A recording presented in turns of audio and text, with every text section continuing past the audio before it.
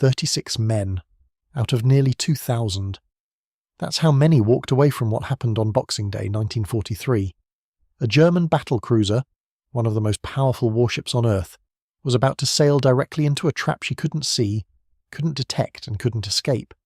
And the reason she couldn't escape, a technology so new that the German Navy didn't even believe it worked. This is the story of how Scharnhorst died, and there's a moment around 6:20 p.m. when a single shell falling from the sky at an impossible angle changed everything. We'll get there. But first, you need to understand why the most dangerous ship in the Arctic was already doomed before she ever left port. Nearly 2,000 men won't be coming home in this story. If you believe their names deserve more than a paragraph in a textbook, subscribe. Christmas Day, 1943, Altafjord, northern Norway. Scharnhorst slipped her moorings and headed into the Arctic night. She was enormous, heavier than 1,000 freight trains, armed with 9 guns that could hurl shells the weight of a motorcycle over 15 miles. Her top speed outran almost everything in the Royal Navy. 5 destroyers escorted her. Her mission: find and destroy convoy JW-55B, 19 cargo ships hauling tanks, aircraft, ammunition, and food to Soviet ports. The kind of supplies keeping the Eastern Front alive. Germany had done this before. Scharnhorst herself had savaged convoys in earlier operations. There was no reason to think this time would be different. Except this time, the British knew everything. Norwegian resistance operatives had watched Scharnhorst leave Altafjord. The moment her anchor cleared the water, a coded radio transmission went out. And simultaneously, this is the part that sealed Scharnhorst's fate. Bletchley Park had already cracked the Kriegsmarine's Enigma traffic. They decrypted the operational orders. They knew where Scharnhorst was going when she'd arrive and what route she'd take. Admiral Sir Bruce Fraser, aboard the battleship HMS Duke of York, received this intelligence early on December 26th, and what he did with it was a masterpiece of naval geometry. Fraser diverted the westbound convoy northward, pulling it out of the expected intercept zone. He ordered JW-55B to reverse course temporarily, dangling it like bait, dragging Scharnhorst deeper into the killing ground. Then he positioned his own forces on an intercept course that Bay couldn't see coming. 3 British cruisers closing from the east, a battleship racing from the west, destroyers converging from multiple directions, 13 Allied warships moving toward a single point off Norway's North Cape. Scharnhorst was sailing into a box, and then Rear Admiral Eric Bay made the decision that removed his only chance of survival. He released his 5 destroyers to fan out and search for the convoy independently. Scharnhorst was now alone, in the Arctic, in December darkness, surrounded by enemies she didn't know existed. But here's what makes this story truly devastating. Bay almost escaped anyway. Twice. And the reason he didn't involves a single man climbing an ice-covered mast in a gale-force wind to fix an antenna with his bare hands. That moment is coming. But first, the shooting started. 8:40 a.m., December 26th. Cold enough to freeze exposed skin in minutes. Waves tall as houses. Total Arctic darkness. Radar operators aboard HMS Belfast picked up a contact moving fast 30 miles out. Scharnhorst. Rear Admiral Robert Burnett commanded 3 cruisers, Belfast, Sheffield and Norfolk. Every one of them was smaller, lighter and outgunned. In a straight fight, Scharnhorst would tear through all 3 like paper. This wasn't going to be a straight fight. Shortly after 9 a.m, all 3 cruisers opened fire. Scharnhorst's lookout saw muzzle flashes bloom in the polar twilight, the first indication that enemy ships were anywhere nearby. And then, with the very first exchange of fire, something happened that crippled Scharnhorst for the rest of the battle. One shell struck her forecastle and destroyed her forward radar installation. Gone. In a single hit, Scharnhorst lost her ability to electronically search for enemies and direct her guns. Her gunners were now aiming at muzzle flashes through driving snow, except 2 of the 3 British cruisers were using new flashless propellant. Think about what that means. Scharnhorst's gunners were searching the darkness for muzzle flashes that didn't exist, while British radar operators tracked her position to the yard, updated every few seconds in perfect clarity. One side could see everything. The other side was shooting at ghosts. This asymmetry would define every minute of the battle to come. Bay turned south, pushing Scharnhorst to her full speed, fast enough to outrun anything the British had in these waters. His orders from Gross Admiral Dönitz were explicit: withdraw if heavy forces are encountered. Bay believed he'd stumbled into a battleship, not cruisers. His speed advantage opened the range within minutes. The British cruisers couldn't keep up in those massive seas and fell behind. Scharnhorst had escaped. Or had she? Burnett, standing on Belfast Bridge, faced a decision that caused him genuine personal doubt. Chase at maximum speed and try to maintain contact? Or let Scharnhorst go and gamble that Bay would circle back for another attempt at the convoy? Burnett chose the gamble. He positioned his cruisers to screen the convoy, and waited. If he was wrong, Scharnhorst escapes to Norway. The convoy is exposed. Burnett's career is over. If he was right. Shortly after noon, Belfast's radar detected Scharnhorst returning from the northeast, closing fast. Bay had circled around for a second run at the convoy, exactly as Burnett predicted. All three cruisers opened fire again. This time, Scharnhorst fought back hard. Two of her heavy shells slammed into HMS Norfolk, punching through steel, destroying her forward turret, killing 7 men instantly and knocking out her radar. Norfolk was hurt badly, but the cruiser's job was never to sink Scharnhorst. Their job was to delay her, harass her, keep her attention fixed north, while something much heavier closed from the south. Bay turned away again, running south at full speed. He was heading directly toward HMS Duke of York, and he had absolutely no idea she was there. Now, here's where I need you to understand the technology gap, because it explains everything that happened in the next 3 hours. Scharnhorst's crew had shut down their own radar sets. Standard Kriegsmarine doctrine: go silent to avoid detection. The assumption was straightforward. If we're not transmitting, the enemy can't find us. That assumption was catastrophically wrong.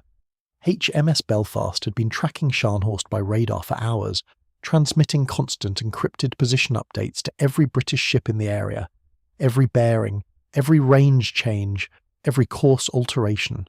Fraser aboard Duke of York knew exactly where Scharnhorst was, how fast she was moving, and precisely when their paths would cross. Scharnhorst's radar operators detected nothing. They were listening for a type of signal the British weren't sending. The Germans thought they were invisible. The British could see them as clearly as a flashlight in a dark room. Bay was running south at full speed, directly into the arms of Duke of York. And Duke of York was built for exactly this kind of moment. 10 14-inch guns, each shell weighing nearly as much as a small car, aimed by radar that could track a target in total darkness from 25 miles away. If Scharnhorst was a sprinter running blind, Duke of York was a sniper watching her through a scope. By 4:32 p.m, Duke of York's gunnery radar had locked onto Scharnhorst. Every gun was trained, every firing solution computed. Scharnhorst's optical rangefinders showed nothing. Snow, darkness, empty ocean. Fraser had already sent his 4 destroyers, Savage, Scorpion, Saumarez, and the Norwegian Stord, racing ahead into attack positions. Everything was in place. 13 warships converging on 1, and nearly 2,000 men aboard Scharnhorst had no idea what was about to happen. What happened at 4:48 p.m. is one of the most dramatic moments in naval history, and what happened at 6:20 p.m., the moment I mentioned at the beginning, is when escape became impossible. Both are coming. Right now. 4:48 p.m. Belfast fired star shells. Imagine the scene aboard Scharnhorst. You've been sailing through absolute Arctic darkness for hours. Your radar is off. Your forward detection system was destroyed that morning. You believe you've outrun the cruisers. You're heading home to Norway.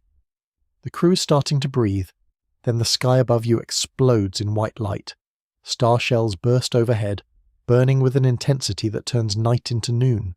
Suddenly Scharnhorst is illuminated, lit up against the black Arctic sea like an actor alone on a dark stage with a spotlight. Her turrets are trained fore and aft, travelling position. Completely unprepared, 2 minutes later, 4:50 p.m, Duke of York opened fire. The first salvo crossed the distance in seconds.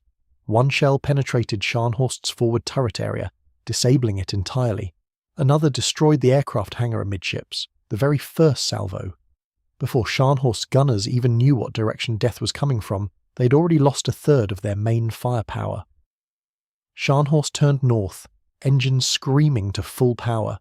She was now boxed, Duke of York and cruiser Jamaica hitting her from the south, Belfast and the wounded Norfolk engaging from the north. A triangle of fire with Scharnhorst trapped at the centre. Every British salvo was guided by radar, mechanically computed, mathematically precise. Fired in total darkness with an accuracy that optical systems couldn't match in broad daylight. Scharnhorst's gunners had nothing but muzzle flashes, snowstorms and instinct.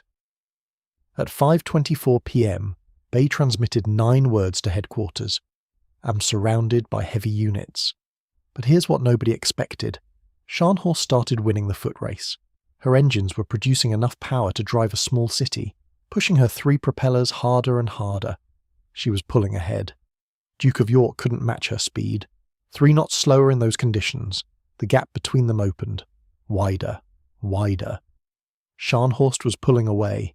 30 more minutes of this, and she'd vanish into the Arctic night. Fraser would lose her. The trap would fail. Then Scharnhorst's gunners, those blind and brave gunners aiming through darkness and spray, scored 2 hits on Duke of York's foremast. One shell severed radio aerials, the other knocked Duke of York's radar antenna off its axis. The system that was guiding every shell, computing every firing solution, tracking Scharnhorst yard by yard, went dead. Duke of York's guns fell silent. Scharnhorst was escaping. In minutes, she'd be gone into the darkness, and nearly 2,000 men would live to see another day. And then one man saved the battle. Lieutenant Harold Bates, electrical officer. While Scharnhorst pulled away and every passing second widened the gap, Bates began climbing the ice-covered foremast of Duke of York. The wind was strong enough to tear a man off the rigging. The temperature was cold enough to numb hands in seconds. The ship was shuddering from her own gunfire and pitching in heavy seas. Shells from Scharnhorst were still incoming. He climbed anyway. He reached the antenna housing. The impact had knocked the gyro-stabilized platform off true and jammed the drive motor. Working with hands that must have been losing feeling by the second, Bates manually reset the gyroscope and restarted the motor. Radar contact restored, fire control re-established. Duke of York resumed firing. But Scharnhorst was still pulling away. Every salvo splashed slightly shorter than the last.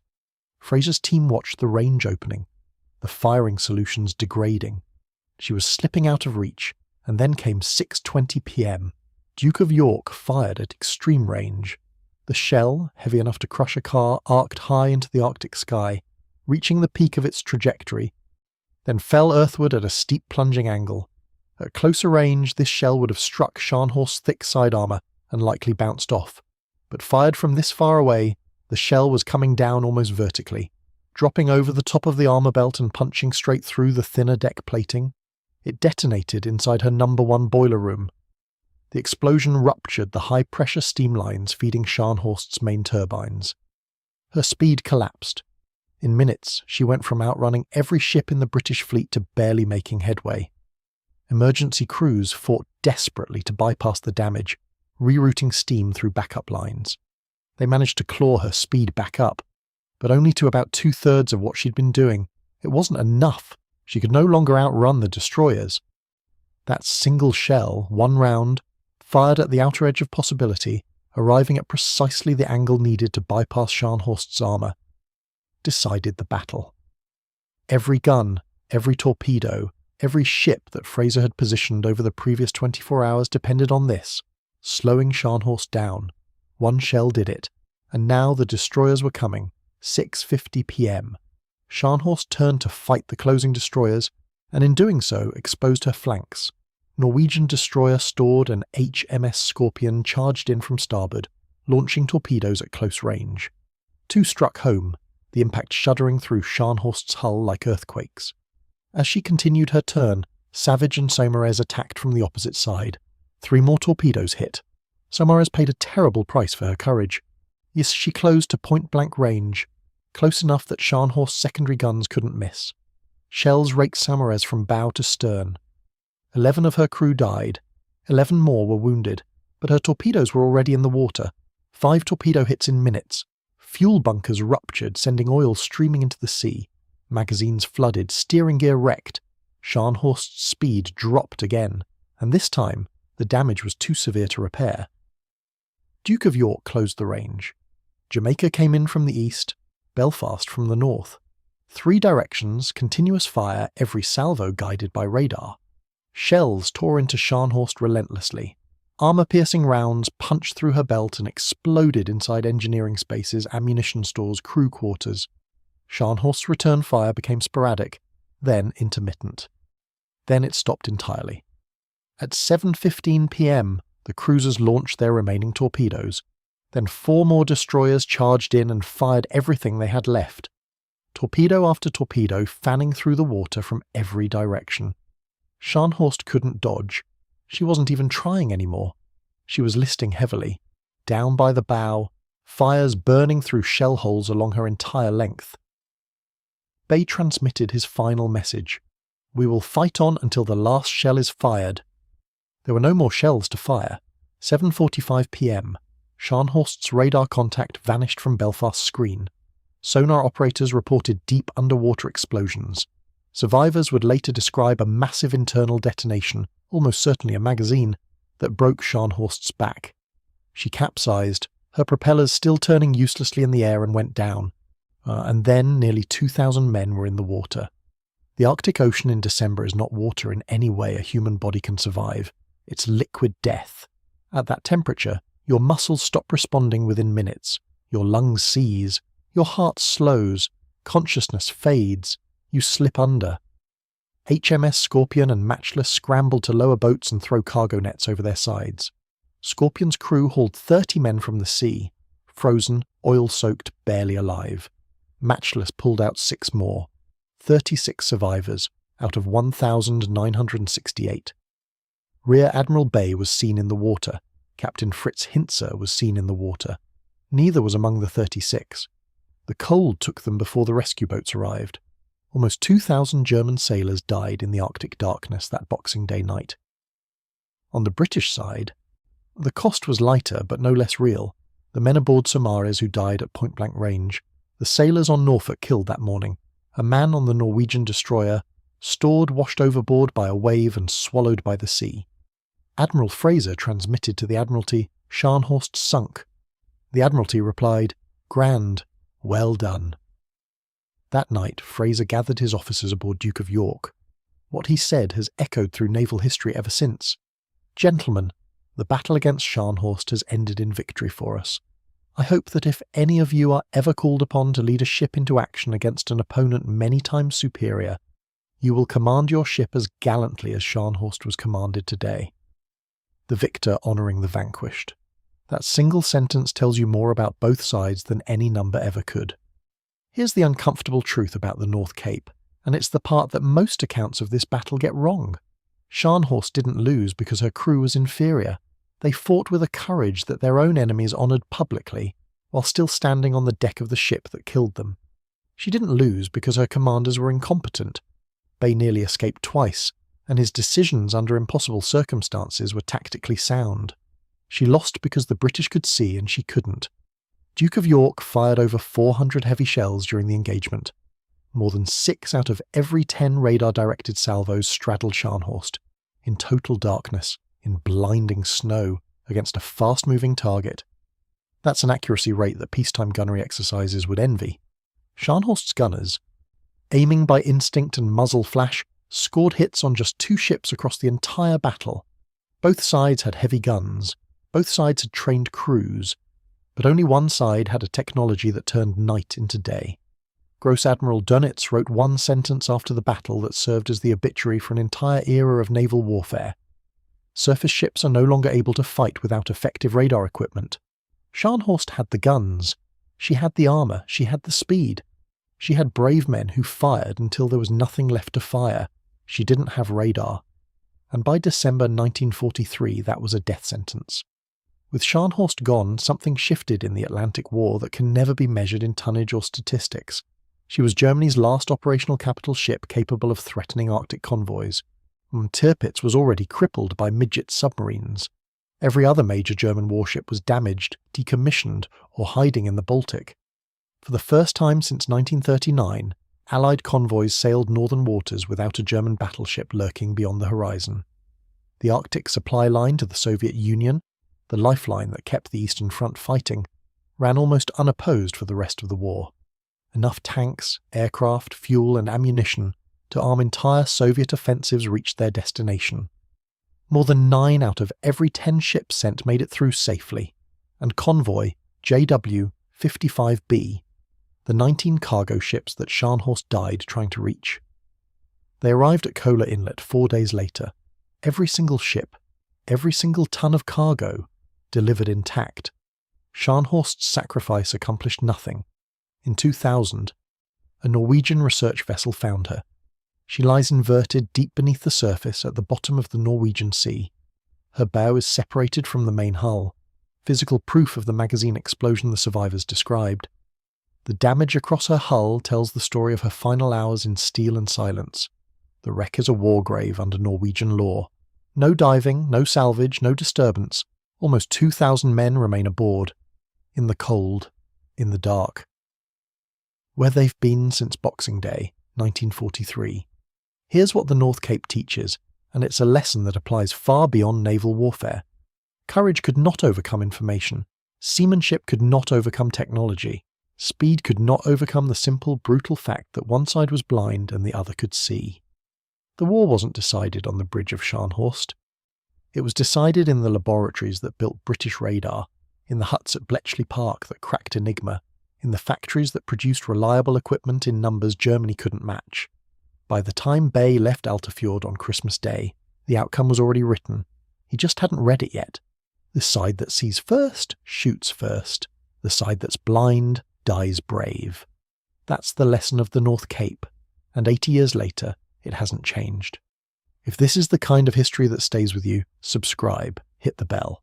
Because when history stops being examined honestly, it stops being history and becomes myth. One word in the comments. What was this battle? Thank you for watching Britain in Battle.